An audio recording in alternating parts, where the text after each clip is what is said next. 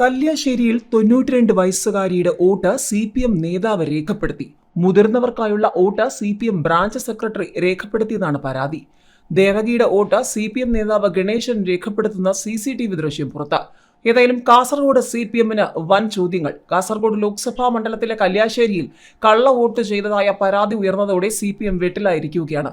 92 വയസ്സുള്ള വയോധികയുടെ vote CPM പ്രാദേശിക നേതാവ് രേഖപ്പെടുത്തുന്നത് എങ്ങനെയെന്ന ചോദ്യമാണ് ഇപ്പോൾ ഉയർന്നിരിക്കുന്നത്. ഏതായാലും സംഭവത്തിൽ പോളിംഗ് ഉദ്യോഗസ്ഥർക്ക് സസ്പെൻഷനും ലഭിച്ചിരിക്കുകയാണ്. 92 വയസ്സുള്ള ദേവകി വീട്ടിൽ വോട്ട് ചെയ്യാൻ ശ്രമിക്കുന്നതിനിടെയായിരുന്നു സംഭവം. കല്യാശ്ശേരി CPM മുൻ ബ്രാഞ്ച് സെക്രട്ടറിയും ബൂത്ത് ഏജന്റുമായ ഗണേശൻ വോട്ട് ചെയ്തുവെന്നാണ് ആക്ഷേപം. ഗണേശൻ വോട്ട് ചെയ്യുന്നതിന്റെ CCTV ദൃശ്യങ്ങളാണ് ഇപ്പോൾ മാധ്യമങ്ങളും സോഷ്യൽ മീഡിയയും ചർച്ചയാക്കിയിരിക്കുന്നത്. സംഭവത്തിൽ പരാതി ഉയർന്നതിനെ തുടർന്ന് 4 പോളിംഗ് ഉദ്യോഗസ്ഥർക്കെതിരെ കണ്ണൂർ ജില്ലാ കളക്ടർ നടപടിയെടുത്തു.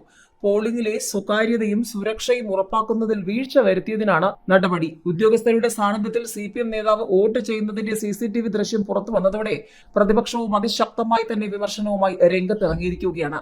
വീഴ്ച വരുത്തിയ ഉദ്യോഗസ്ഥർക്കെതിരെ വകുപ്പ് തല നടപടിക്കും പോലീസ് അന്വേഷണത്തിനും കളക്ടർ ശുപാർശ ചെയ്തിട്ടുണ്ട്. Special polling officer, polling assistant, micro observer, special police officer എന്നിവരെയാണ് സസ്പെൻഡ് ചെയ്തിട്ടുള്ളത്. കള്ളവോട്ടിൽ കണ്ണവം പോലീസ് കേസ് എടുത്തിട്ടുമുണ്ട്. ഏതായാലും സംഭവത്തിന്റെ പിന്നാലെ കണ്ണൂർ ജില്ലാ കളക്ടർ പോലീസിൽ പരാതി നൽകിയിട്ടുണ്ട്.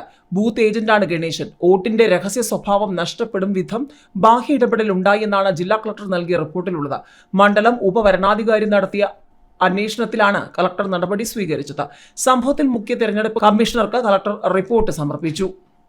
വോട്ട് കൃത്യമായി രേഖപ്പെടുത്തുന്നുണ്ട് എന്ന് ഉറപ്പുവരുത്താനാണ് ബൂത്ത് ഏജന്റുമാരെ നിയോഗിച്ചിരിക്കുന്നത്. എന്നാൽ ഇത് ദുരുപയോഗം ചെയ്താണ് ബൂത്ത് ഏജന്റ് വയോധികയുടെ വോട്ട് രേഖപ്പെടുത്തിയത്. ഇന്ത്യൻ ശിക്ഷാ നിയമത്തിലെ 171C വകുപ്പിന്റെ ലംഘനമാണ് സംഭവിച്ചതെന്നും മറ്റുദ്യോഗസ്ഥർക്കെതിരെ വകുപ്പ് തല നടപടി സ്വീകരിക്കുമെന്നും ജില്ലാ കളക്ടർ അറിയിച്ചിട്ടുണ്ട്.